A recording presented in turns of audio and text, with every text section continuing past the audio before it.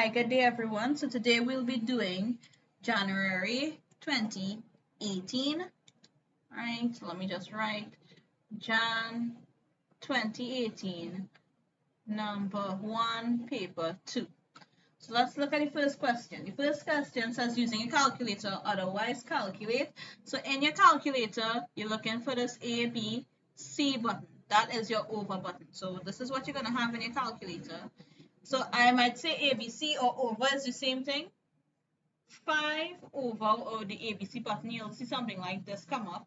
1 over 2 divided by 3 over 2 over 3 plus 1 over 4 over 5. When you put this in your calculator, 5 over 1 over 2 divided by 3 over 2 over 3 plus 1 over 4 over 5, right? You're going to get an answer of 3 and 3 over 10, right? I'm going to do it otherwise to make sure that you guys understand. When you see a combination of operations being addition, subtraction, multiplication, and division, we always follow something called BODMAS. Now, BODMAS tells us the order in which we have to add, multiply, divide, subtract anything, right? So the question is 5.5 divided by 3 and 2 over 3 plus 1 and 4 over 5. Again, you are seeing only mixed numbers here, so I would encourage everyone to convert your mixed numbers into improper fraction.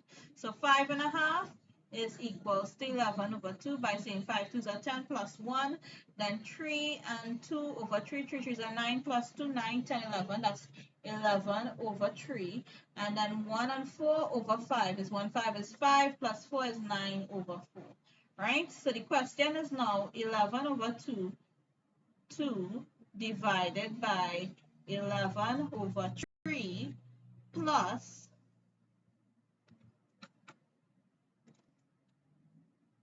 yes, so just when I was checking back, right, it's 9 over 5, right? So plus 9 over 5, not 4, right? So then we have 11 over 2 divided by 11 over 3, which is 11 over 2. You're going to do division first, right? There's no brackets, there's no off, so you're going to do division. It's 11 over 2 divided by 11 over 3. What happens to your division? It multiplies, right? Your division sign turns to multiplication sign, and you flip. So 11 over 2 multiplied by 3 over 11. 11 into 11, 1, 11 into 11, 1. So you know the division is now 3 over 2. So your question will now turn to 3 over 2 plus 9 over 5, right? When you're adding fractions, the first thing you check is to see if your numerators are the same or different. They are different, so not numerators, sorry, the denominators are the same or different.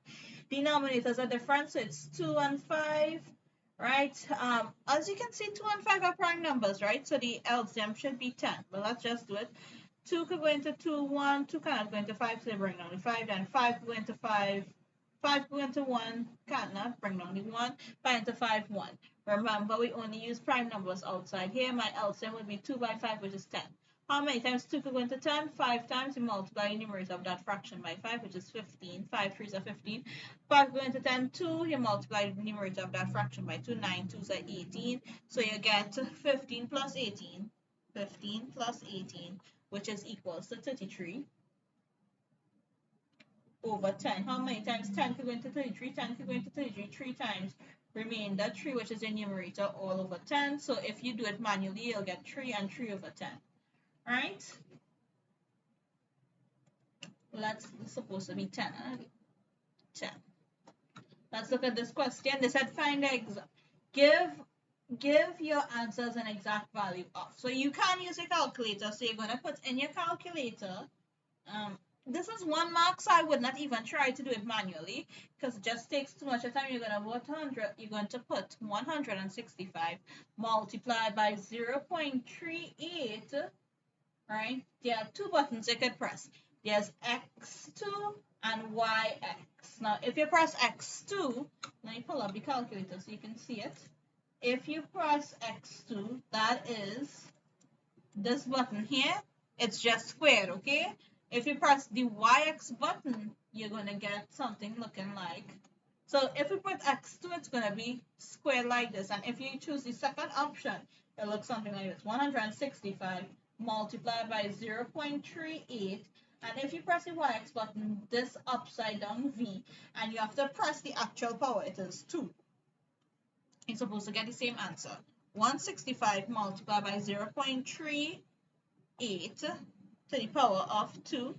When you press equal, they want the exact value, so you're going to put all the answers as 23.826. And that is how you would get the answer. 23.826. Alright, and that's how you would do the second one. Let's look at the third one. Alright, give your answer in A1, which is, let's write over the answer. The answer A1 was 23.826. Right? They want it to 2 decimal places. So if it is 2 decimal places, let's just put it here, 23.826. You count 2 digits after your decimal point. 1, 2. You write a line going down here. You look to see if the number after the line is more than 5 or less than 5. It is more than 5, so you have to add 1 to that 2. So the answer would be 23.83 to 2 decimal places. 3 significant figures, this is different. It's 23.826. You're going to count it like this. Your first significant figure is your first digit. 1, 2, 3, 4, 5. It's 3 significant figures, so you're going to draw a line between the 3, or after your third significant figure. Look to see if the number after the line is more than 5 or less than 5. It's less than 5, so this remains as it is. So it's 23.8, and everything after the line will turn to zeros. You could put 0, 0. Right? You don't need to, because it's understood that zeros are there after a decimal point, right? Or, let's just put or. You can put 23.8 to 3 significant figures, and that would be the answer for this one, right? The nearest whole number, right? They just mean nearest ones, right? So 23.826, the nearest whole number would be, a line is going to be drawn right before your first decimal. Right, you're going to ask yourself if the number in your decimal column is 5 or more. It is more than 5, so you're going to add 1. So it is going to be 23. Instead of 23, it's going to be 24 to the, you don't need to put the nearest whole number. You can just put 24, right?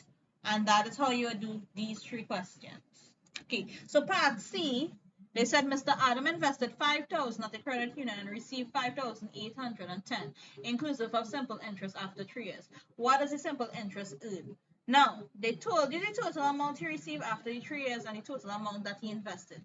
So your simple interest, in this case, we can see it is 5,810 minus 5,000, and you can see that he earned, or his simple interest was $810. And that's how you would do this question, 810. All right, let's look at part 2, the annual rate paid by the credit union. Now, this is simple interest. So we know in this question your principal is equal to 5,000. That's how much you invested. Time is equals to 3. Was it 3 years? Let's just look up. Yes, it's 3 years. Your we don't know your rate. We'll just put rate as R, right? Principal, time, rate, and your simple interest is equals to 810. Now, the one formula you can remember, there are 2 ways to remember this formula. Okay, we can say rate is equals to simple interest multiplied by 100 over your principal by time. But how do you get this formula? If you know that simple interest is principal by rate by time all over 100, and you want to make rate the subject of the formula, you're going to carry across divide by 100. So that's simple interest multiplied by 100 is equals to principal by rate by time, right? You're going to carry across principal and time, right? So if you carry across principal and time, you'll know simple interest multiplied by 100. The opposite of multiply by 100 is divide. The opposite of multiply by principal and time is divide. So it's divide by P by T, and this is all equals to rate. All right, if you don't remember the formula. An easy way to remember this formula, it is always simple interest by 100, right, divided by whatever remainder. So if you're trying to find principal, it would be rate by time, right? Okay, let's just do this very quickly. So your rate is equal to 810 multiplied by 100 all over 5,000 multiplied by 3. Right, you put this in your calculator. What you're going to put in your calculator, please remember this. You put in the first part in brackets, so it's 8,810 multiplied by 100 in brackets, divided by, open bracket, 5,000 multiplied by 3, close bracket. All right, so that is 81.